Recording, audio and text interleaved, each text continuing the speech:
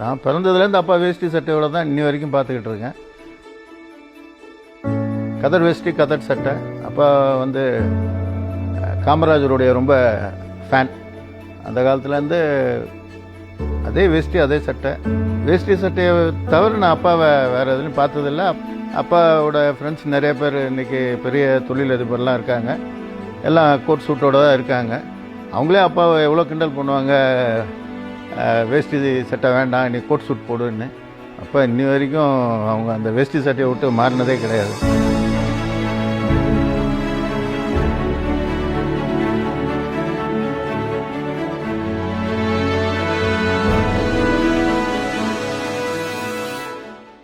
தாத்தா வந்து அவங்க 12 வயசுலேயே இங்கே சென்னைக்கு வந்துட்டாங்க. தாத்தாவோட தாய் மாமா வந்து ஜவுளி கடையில் தாத்தாவை வேலைக்கு சேர்த்து விட்டாங்க.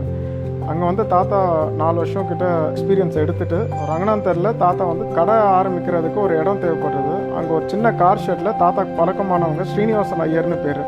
அவங்களோட கார் ஷெட்டில் தான் 150 ஸ்கொயர் ஃபீட்டில் சின்னதாக ஒரு பாத்திர கடை ஆரம்பித்தாங்க 1952. ஒரு 2-3 இயர்ஸ் கழித்து அந்த ஸ்ரீனிவாசன் ஐயர் வந்து அந்த இடத்த விற்கும் போது தாத்தா கிட்ட சொல்லியிருக்காங்க, ரத்னம் அந்த இடத்த விற்க போகிறேன் ரத்னம், நீனே வாங்கிக்கோயேன் அப்படின்னு.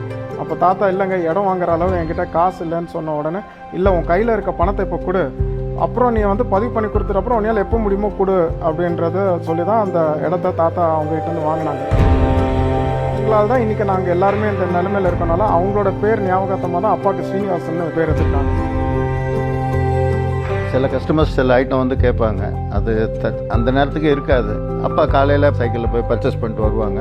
அந்த பொருளையும் சேர்த்து வாங்கிட்டு வந்துடுவாங்க. அது கூட மற்ற கடைக்கு தேவையான பொருள் எல்லாமே வாங்கிட்டு வந்துடுவாங்க. வாங்கிட்டு வந்து அப்படியே சிறுக சிறுக சேர்த்து அப்படியே டெவலப் ஆனது தான் இந்த ரத்னா ஸ்டோர்ஸ்.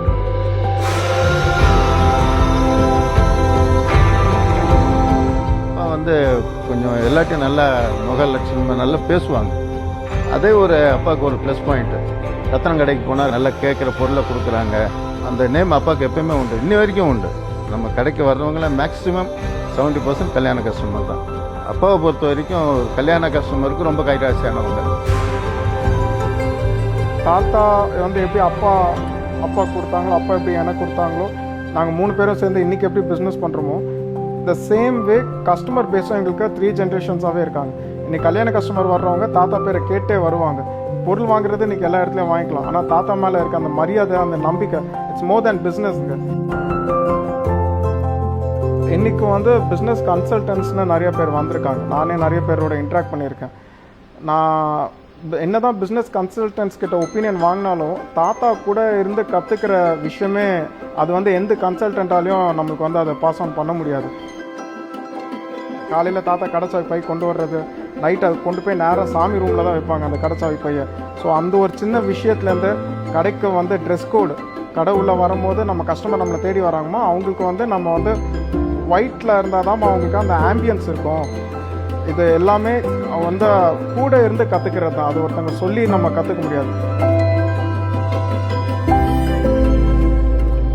முகம் தெரியாதவங்க யாராவது வராங்கன்னா அவங்கக்கிட்ட சொல்லி அனுப்புவாங்க. வெள்ளை வேட்டி வெள்ளை சட்டை போட்டுக்கிட்டு சிகப்போ ஒருத்தர் உட்காந்துருப்பாரு, அவர் தான் ரத்தன் நடை அப்படின்னு சொல்லி அனுப்புவாங்க. அதனால் அப்பா எப்போவுமே வெள்ளை வேட்டி வெள்ளை சட்டை தான். விளம்பரம்ன்றது எதுவுமே நம்ம கடையில் கிடையாது. அப்பா தான் எங்களுக்கு விளம்பரம்.